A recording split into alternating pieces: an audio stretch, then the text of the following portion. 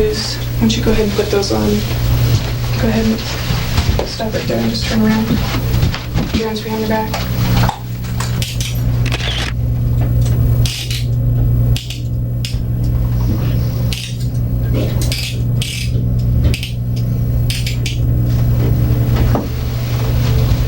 This week was an incredible week in the trial of Jodi Arias, on trial for the murder one charge in the stabbing and shooting death of her then lover, Travis Alexander. You don't have any memory problems, do you? No. I guess maybe this doesn't have it. Well, hold on a second. I guess the actual test is not here, and I had everything together. Wait, hold on. Well, I'll have to look at my notes. Take it out of your folder so that I can mark the PDS test along with the raw data. We saw on the stand a psychologist, a shrink, brought on by the defense to explain to the jury why Arias allegedly can't remember very much about the day she stabbed Alexander to death and capped it off with a gunshot wound to the head. At some point, you do remember that you had the knife in your hand, correct? I don't remember that part. Do you remember at some point indicating to this jury that you dropped the knife? Do you remember saying that? I do remember that, yes. So if you dropped the knife, where did you drop it from, if not your hand? Presumably my hand, I just don't remember gripping it. Did I ask you whether or not you had gripped it? That's what I took it as. No, did I ask you whether or not you were gripping the knife, ma'am? You didn't use those words specifically. Right, I asked you whether or not the knife was in your hand. Do you remember that? I don't remember you wording it that way. Did you drop the knife? Yes, I did. Did you tell that to the jury? Yes, I did. Did you tell them that you screamed, right? Yes, I did. So then the knife was in your hand, right? Yes, it was. And this issue about gripping has nothing to do with it, does it?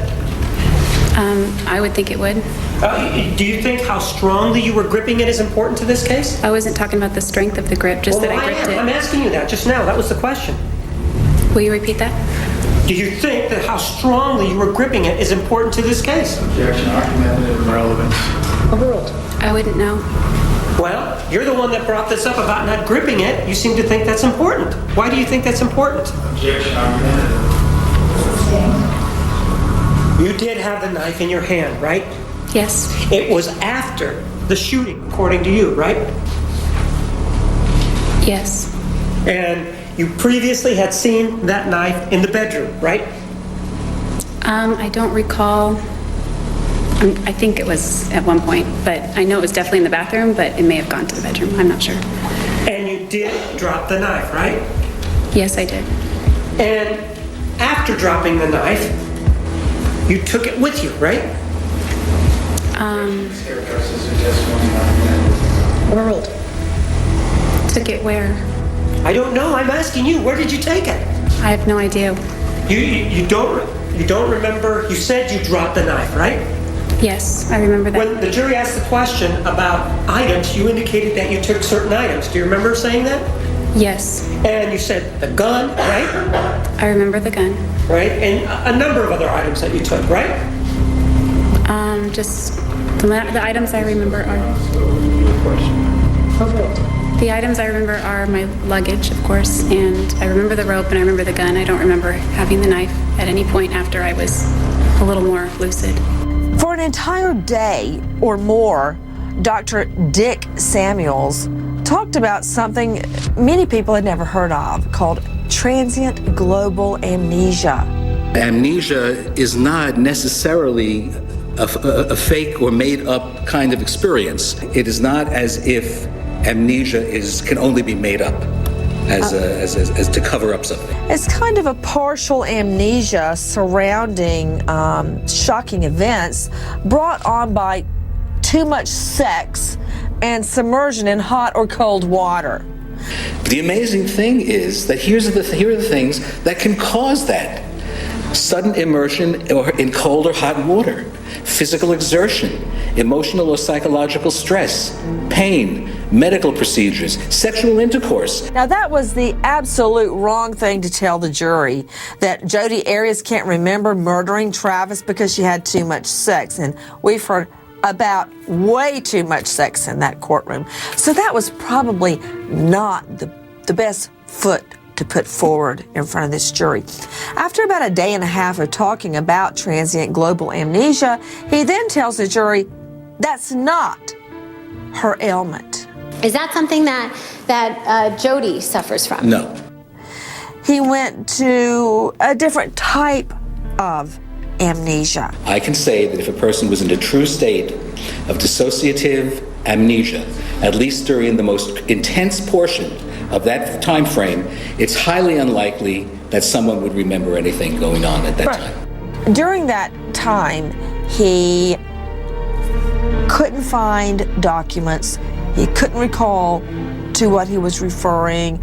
He had a lot of trouble describing events. I'm sorry? Oh, okay. If I don't have that with me here, I apologize. I'm afraid I left it home. Why don't you have it with you? I must have left it on my desk. That is the hand scoring sheet. Why was there a 6 there present at first, and then you changed it? I added them up incorrectly. But I don't remember, so you have to go with what I read. So are you confessing or saying that you were wrong in writing that down? I don't know. It would have been helpful to corroborate, yes. And that wasn't done in this case, No. correct? That was a mistake then. Hold on a second. It all became crystal clear on cross-examination when Samuels had to admit in front of the jury that he had been reprimanded and fined in his home state of New Jersey for bartering psychological services for dental work. A complaint was filed to the New Jersey Board of Psychological Examiners, and they brought up this case, and part of the case involved the fact that I bartered. Now, unbeknownst to me, New Jersey passed a ruling that did not permit bartering as part of the psychological guidelines. There was a 3-month overlap between the time that I started bartering with him, which was permitted nationally, but not permitted by the state. Yes, he was fined and reprimanded and then left that practice and started a largely inmate practice, a penal practice in Arizona, clear on the other side of the country. That hurt. But if we just take a look at your report, which you said that you reviewed over and over again, right? I did. And you reviewed it for accuracy, right? Correct. In an excruciating cross-examination, a debilitating cross-examination headed up by prosecutor Martinez. Martinez carved him up like a Thanksgiving turkey on cross-examination. Isn't it true that if it's just it's a counting kind of thing, 3 are required to be found in order for there to be PTSD, correct? That's correct. You only listed 2, right? That was in a typographical... Is that yes or no? Yes, it is. Just the report and just what you have listed, that does not fit the diagnosis for PTSD or post-traumatic stress disorder, right? Correct. I don't have anything else. He had Samuel's head spinning. Martinez put the icing on the cake at the very end when he brought out that Samuels charged $250 an hour for basically mumbo jumbo on the stand. And sir, with regard to this, you're getting paid. How much are you getting paid per hour? I get paid per hour $250. And for $250 an hour, you're saying that this is not, you weren't paying enough attention to put whatever else was needed on your seat? I reviewed the report numerous times, and I must admit I missed it. I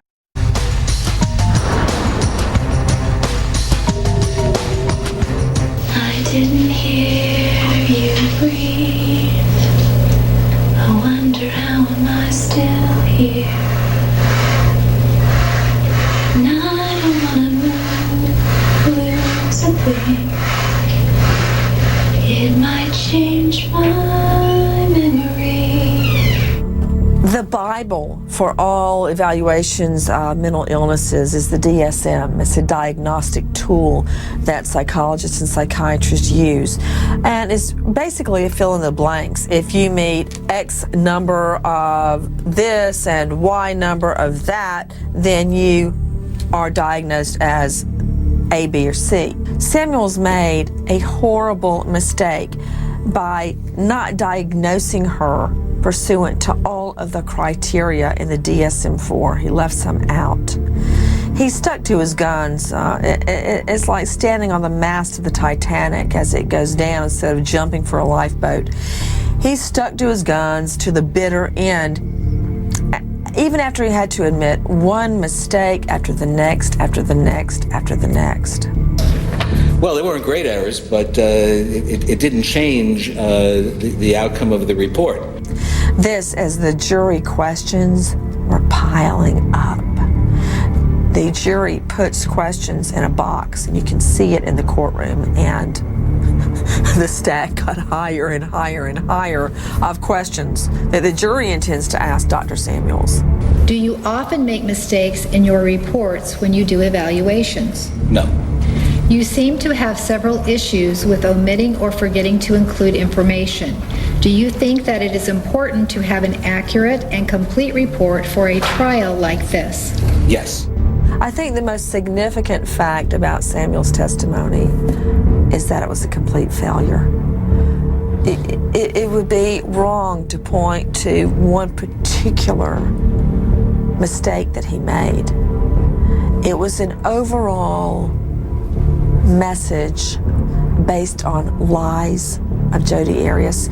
It came out that Arias, for about halfway through her meetings with him, had given the ninja story, claiming that two assailants dressed in black had come in while she was there, murdered Travis, memorized her driver's license information, and let her go. That was the set of facts he was under which he was operating for about 50% of the time he spent with Arias. After she finally admitted that she killed Travis Alexander, he neglected to reapply the tests as they relate to the new facts. Yet he stood by those tests in front of the jury. It's absolutely ludicrous. It doesn't make any sense. It's a non sequitur. It doesn't follow. Do you always develop such a fond relationship with the individuals you evaluate? I wouldn't characterize our relationship as being fond. I'm an impartial evaluator. Do you still think that it was appropriate to purchase a gift for Jodi while evaluating her, or do you feel you stepped over an ethical boundary? There is no ethical guideline regarding purchasing a self-help book for a client that you've just met for the first time. No further discussion of the book occurred. I just happen to be a compassionate person. I've done this with other clients that I've evaluated if I feel it would help them. But since I can't do therapy and I am a compassionate person and I have been doing therapy and evaluations for 35 years, I feel that that is not at all stepping over the boundary. On a scale from 0 to 10, 10 being the best, 0 the worst, I'd give him somewhere between a 2 and a 3, maybe a 2.7. I mean, he's not a convicted felon. He can speak. He can write. He can converse to the jury. Other than that, I would say it was a total blow to the defense. I'm sure that those in Arias' camp are only praying that La Violette, the second expert, will be better than Samuels. I do.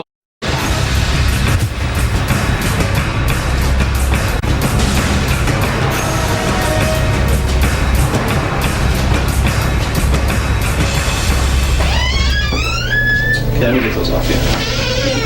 Can you stand up for me? Please stand. I'm gonna get you a bottle of water. Any chance you could get my purse? Yeah, we'll get that from the house.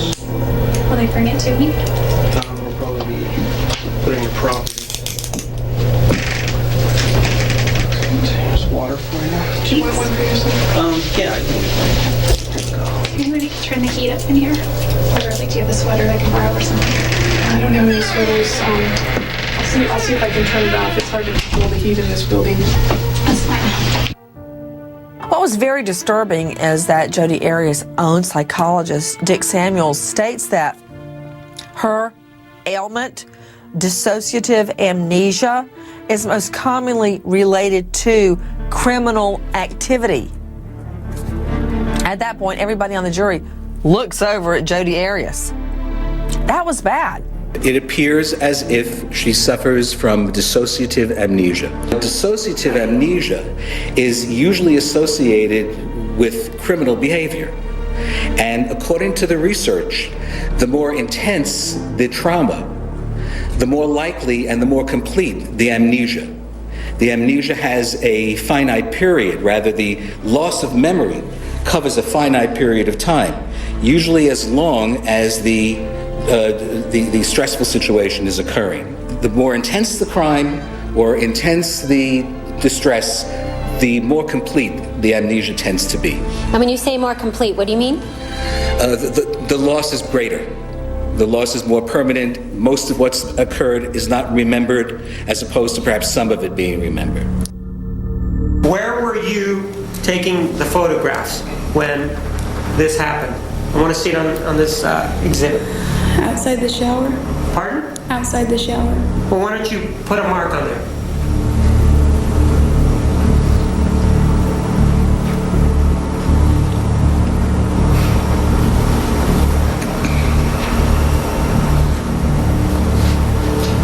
Ma'am, were you crying when you were shooting him?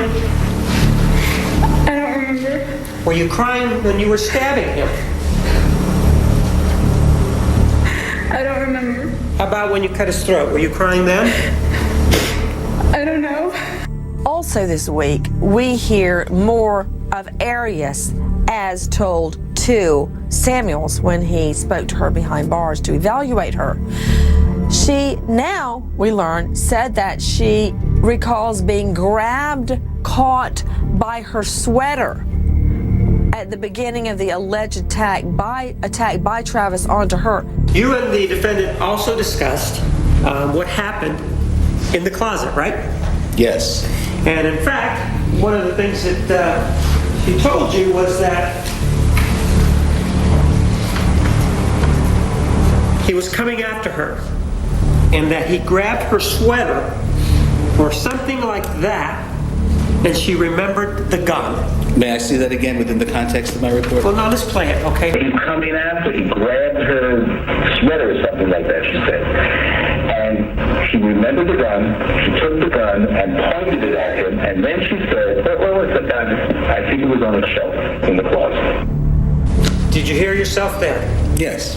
And you did say that he grabbed her sweater, right? Yes. And this is according to her because you weren't there, right? That's my characterization. I'm not sure if she actually said sweater or just grabbed onto her, but it's possible that I said sweater. Well, you did say that, right? Yes. Those are your words, Those correct? are my words. No one has done anything to your words, right? No. And you did say that he grabbed her sweater or something like that, right? Right. You're indicating that Mr. Alexander, according to the defendant, grabbed her by the clothing, right? Right. And that they were in the closet when he grabbed her by the clothing, right? Approximately, yes. Well, no, that's not what you say. And what you said is he grabbed her sweater or something like that, and she said, and she remembered the gun. So she remembers the gun at the time that he's grabbing her by the sweater or the clothing, right? That's what I recalled her telling me, yes, but I do have it in my notes here. That is a significant point, which we have never heard before. That was not in her version to the jury. That changes the mode of the attack, that he grabbed her and caught her by her sweater. That's an entirely new fact as told to Samuels during the analysis. Also, she comes up with a different time during the fact scenario, at which she remembers the gun. So her story has evolved even more since she related it to Samuels. That's another significant fact this week, and I don't know if that has hit home with the jury yet, but I'm sure Martinez caught it, and he's going to mention it in cross-examination. HLN After Dark, the Jodi Arias trial, Sunday night at 9.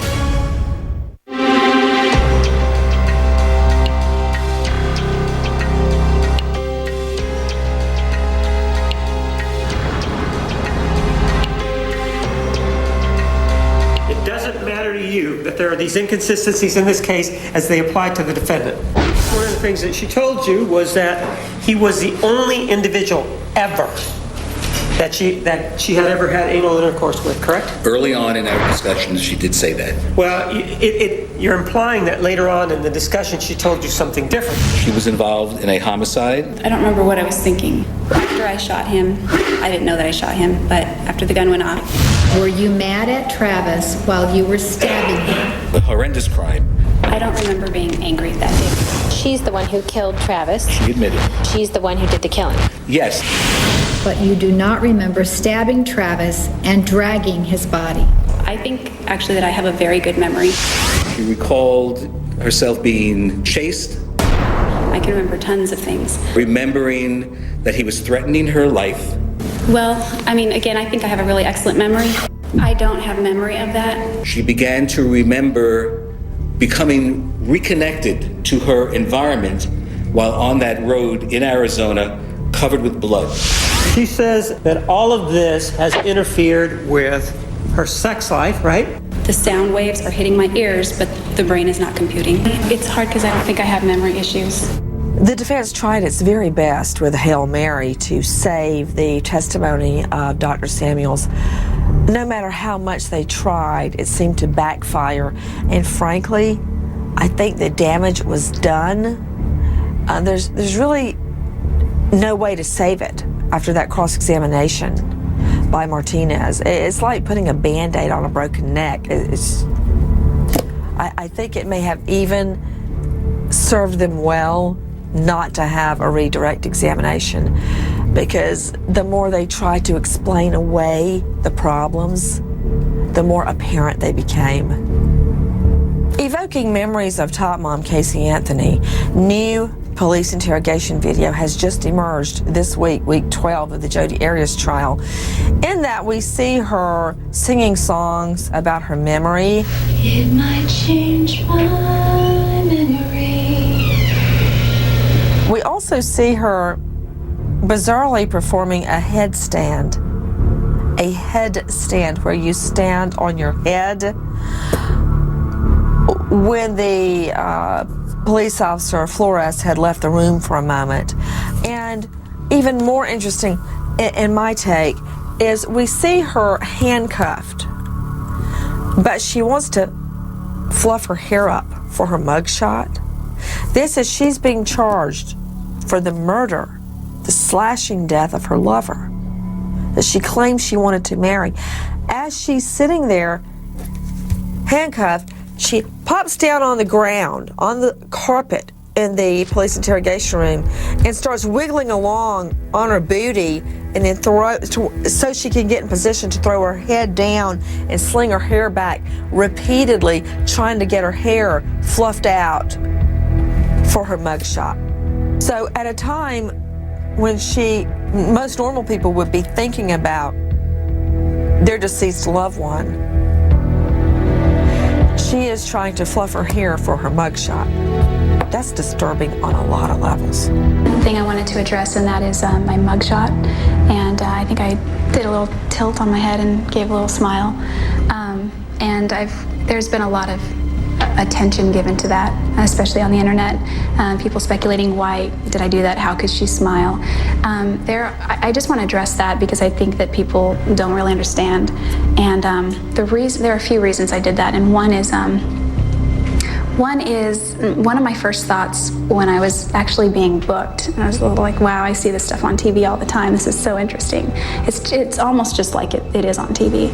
And I thought to myself, what would Travis do if he were in this situation? This is why I'm here.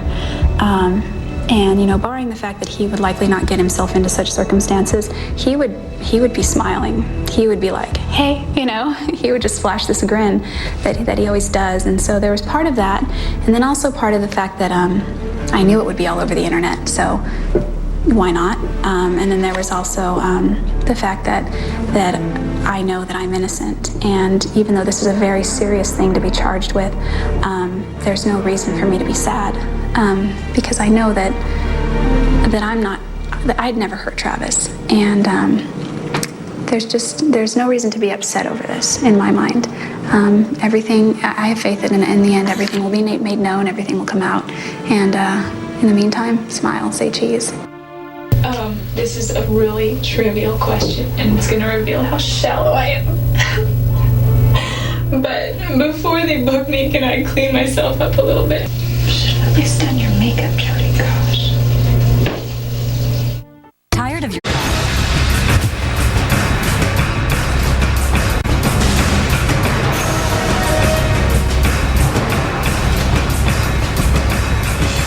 If there's a question that you don't want to answer, you don't feel comfortable, you can say no, or you can elaborate as much as you want. It's completely up to you. It's at your speed. I don't want to pressure you. Is this recorded at all, or should we? I don't know if there's a recording or something. I don't know if these are voice recorders. I noticed if they have video, or if they have audio, or batteries, or what. I don't think they're on. Really cool. It's okay. Yeah, I haven't touched those or anything, but. Oh, okay. There was a point toward the end of the week during the questioning when the lawyers would follow up, when the defense was following up on some of the jury questions. One of the jurors just had his head in his hands, like, make it stop. That is a bad point to be at if you're one of the lawyers, really on either side, but especially for the defense, because if the jury is that weary of the process, they are not going to be receptive of what they're going to hear next. It may very well, though, be just a very simple and innocuous presentation of being fed up with this particular witness. The witness started off badly, and he is ending badly. It's been established that perpetrators of horrible crimes can also develop post-traumatic stress disorder for having acted as the source of the crime. For example, our soldiers in Afghanistan report post-traumatic stress disorder because they were involved in the killing of the enemy. Police officers, people that I've treated, who shoot a victim, either accidentally or on purpose, deliberately in the line of duty, also can develop post-traumatic stress disorder. You have compared Jodi's PTSD multiple times to that of police officers and soldiers. Do you think that is a fair comparison, since police officers and soldiers kill as part of their job and duty? But I certainly am not characterizing what happened on that fateful day as being equivalent to a soldier or a police officer doing their work. They're very, very different, even though the diagnosis is the same. As this week in court went on, we saw the jury questions pile up higher and higher and higher and higher. And I have no doubt in my mind that that was making not only Jodi Arias, but the psychologist on the stand, Dr. Dick Samuels, break out in a sweat, and they were right to be nervous. The jury questions, once unleashed, were whoppers. Questions like, do you think Jodi Arias just tricked you? You said on Redirect that if someone is making up a story, their story tends to be consistent. Is that correct? Frequently, a made-up story will be consistent from recitation to recitation, and presented with pretty much flat affect. Because it is rehearsed, and they're going, and basically they're pulling out that information not from their experience, but from the memorization of this idea, this script that they've developed in their mind. It's hard to deviate from the script if you're memorizing the script. So my feeling was that in the presentation, the television interview, and the early interviews I had, there was a certain degree of consistency, but yet almost a mechanical consistency, and presented with flat affect, which made me suspicious that the story wasn't actually true. Now, of course, I also was aware of the forensic evidence, which would have made the story impossible. Did you become a little too fond of Jodi Arias? Do you become this fond of all of your clients that you evaluate? I wouldn't characterize our relationship as being fond. I'm an impartial evaluator. Sending them greeting cards, buying them gifts. Questions like, isn't it possible that Arias just has, quote, selective amnesia, which of course is not a recognized amnesia whatsoever. That is a joke, really, from the jury.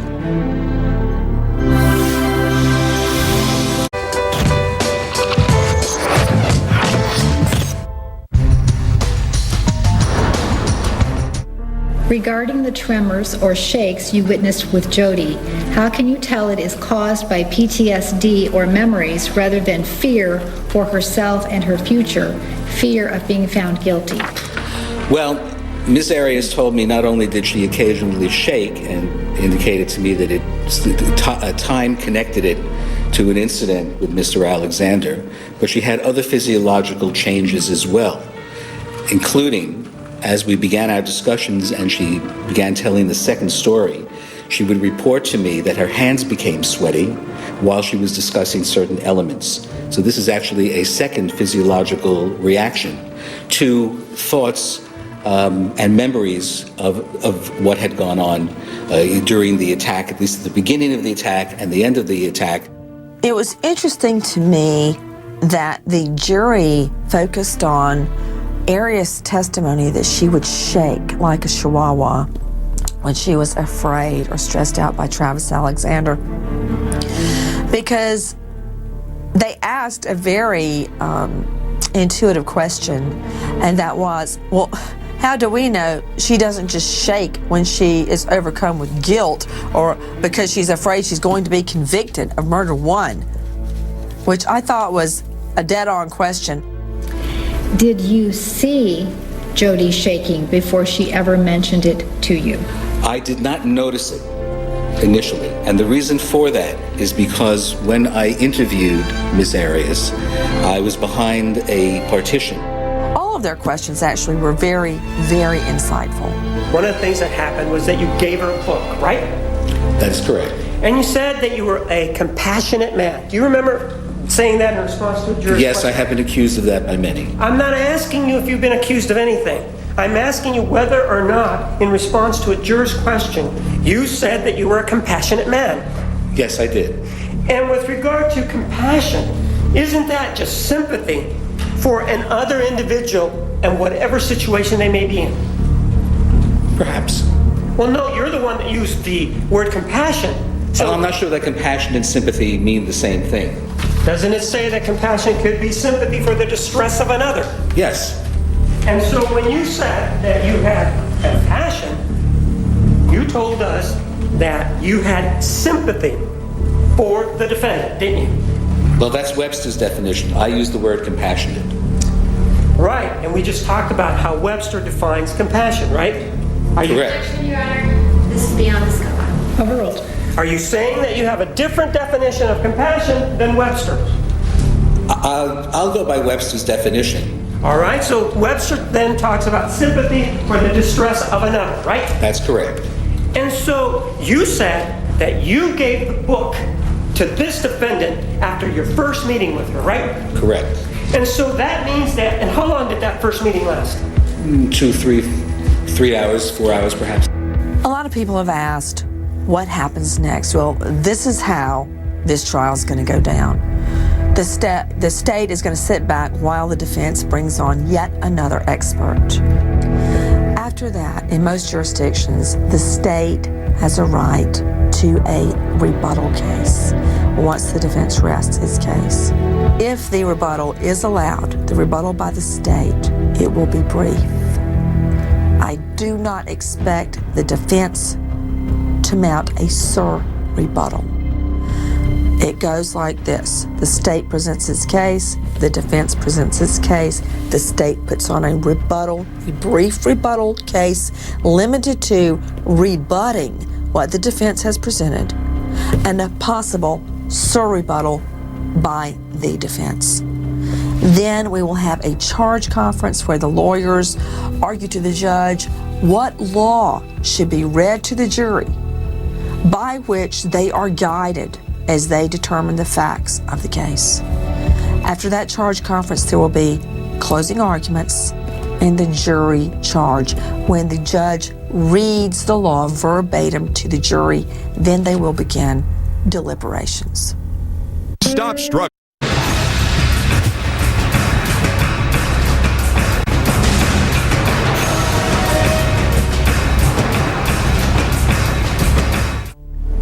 Jodi Arias has amnesia. Do you have any memories of slashing Mr. Alexander's throat? No. At least that's what her defense team would like the jury to believe. Why did you put the camera in the washer?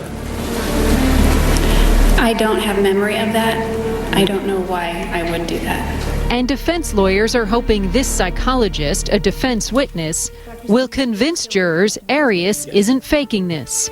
It appears as if she suffers from dissociative amnesia. Dr. Richard Samuel says that dissociative amnesia is something that occurs after severe trauma, such as a killing. The acute stress that follows sends a surge of chemicals to the brain that block the brain from storing any memories. The more intense the crime or intense the distress, the more complete the amnesia tends to be. And when you say more complete, what do you mean? The loss is greater. The loss is more permanent. Most of what's occurred is not remembered, as opposed to perhaps some of it being remembered.